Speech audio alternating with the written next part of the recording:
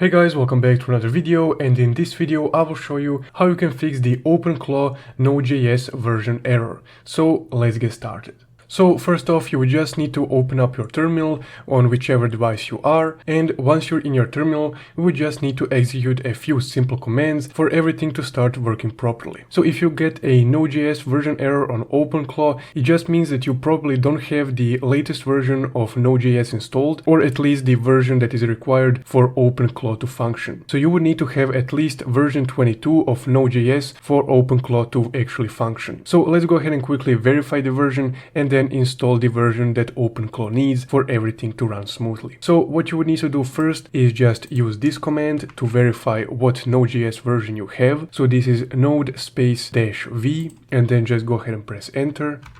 Again, if you would like to copy paste commands, just make sure that you copy paste with Ctrl+Shift+V instead of Ctrl+V. So as you can see, this is the version of Node.js that I currently have. I just installed this recently, the one that OpenClaw needs, but whatever version you have, the process is still the same. Next up, once you verify the version, let's go ahead and install the version that we need. First, you would need to use this command right here. I will leave it in the comments below so you can just copy paste it.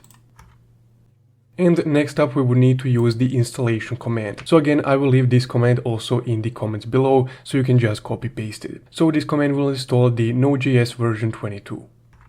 And there we go, so it is just installed, or it verified that I already have it installed. So if you're installing this might take a few minutes longer than it took for me. Next, let's go ahead and confirm that everything is set up and running smoothly. So I will use this command, again node version, just to check if the correct version is installed.